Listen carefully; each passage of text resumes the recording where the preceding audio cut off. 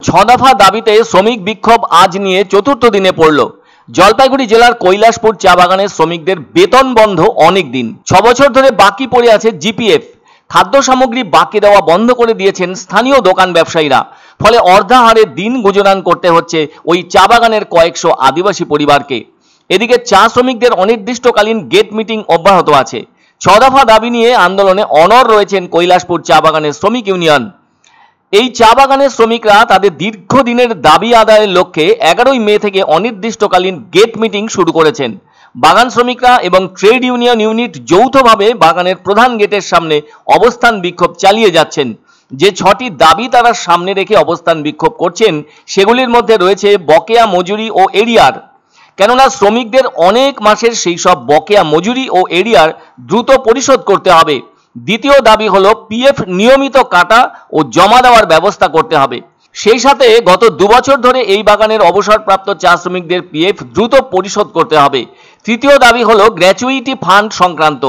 অবসরপ্রাপ্ত শ্রমিকদের 6 বছর ধরে আটকে থাকা গ্র্যাচুইটি অবিলম্বে প্রদান করতে হবে। চতুর্থ দাবি হলো বাবু স্টাফ নিয়োগ সংক্রান্ত। দীর্ঘদিন ধরে শূন্য থাকা বাবু স্টাফ পদে স্থানীয় যুবকদেরই প্রশিক্ষণ দিয়ে নিয়োগ করতে হবে। বাইরে থেকে কাউকে ওই পদের জন্য নিয়োগ করা চলবে না। পঞ্চম দাবি হলো চিকিৎসা ও ওষুধ বাবদ বিল মেটাতে হবে। আসলে বাগান শ্রমিকদের চিকিৎসা সংক্রান্ত বিলের টাকা মিটিয়ে দিতে হবে। ষষ্ঠ দাবি হলো অস্থায়ী শ্রমিকদের হাজিরা মেটাতে হবে। আন্দোলনকারী শ্রমিকদের দাবি চা বাগানের সক্রিয় অস্থায়ী শ্রমিকদের নিয়মিত হাজিরা রেকর্ড করতে হবে এবং প্রথাগতভাবে স্বীকৃতি দিতে হবে, আর সেটাই অত্যন্ত প্রয়োজন বলে মনে করছেন শ্রমিকরা। এদিকে ট্রেড ইউনিয়নের পক্ষ থেকে জানানো হয়েছে ওই 6টি দাবি বাগান কর্তৃপক্ষ দ্রুত মেনে না নিলে আন্দোলন আরো জোরদার করা হবে। তাদের ওই দাবিগুলির ব্যাপারে একটি চিঠি assistant labour commissioner Malbazar, DLC Jalpaiguri, police প্রশাসন এবং অন্যান্য শ্রমিক ইউনিয়নকেও পাঠানো হয়েছে।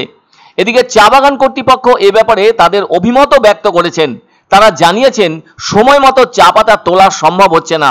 তাছাড়া পর্যাপ্ত বৃষ্টি না হওয়ায় চা বাগানের আর্থিক অবস্থা খুবই দুর্বল হয়ে পড়েছে। ফলে শ্রমিকদের মজুরি সংক্রান্ত অন্যান্য সুবিধা প্রদান করতে সমস্যা হচ্ছে তাদের পক্ষ থেকে। তবে সমস্যার সমাধানের জন্য উপযুক্ত পদক্ষেপ নেওয়া হবে বলে আশ্বাস দেওয়া হয়েছে। এদিকে বাগান কর্তৃপক্ষের এসব কথা শোনার পর শ্রমিকরাও হাত পা গুটিয়ে বসে থাকলেন না। তারা চরম বার্তা হিসেবে বাগান কর্তৃপক্ষের উদ্দেশ্যে জানিয়ে দিয়েছেন সমস্যাগুলো দ্রুত সমাধান না হলে লাগাতার গেট মিটিং সহ অন্যান্য গণতান্ত্রিক পদ্ধতিতে আন্দোলন চালিয়ে যাবেন তারা। বর্তমান অবস্থা প্রসঙ্গে চা বাগান শ্রমিক কলিতা মুন্ডা জানান, বেতনও দিচ্ছে না বাগান কর্তৃপক্ষ, আবার তাদের ঘরেও খাবারও নেই। দোকানদার বাকি দেওয়া বন্ধ করে দিয়েছে। কিভাবে পরিবারের সদস্যদের নিয়ে বেঁচে থাকবেন সবাই, সেটা তাদের জানা নেই বলে জানালেন বাগান শ্রমিক কলিতা মুন্ডা।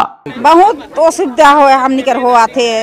एखन दुकान में भी जाल से बाकी नहीं देवा था हमनी के, और कोने सब्जी तब्जी कोने नहीं देवा था। हमनी का 3 तला बाटी जाए, हमनी के 1 ठो देवेला बाकी देवेला और खाना पीना ना खे।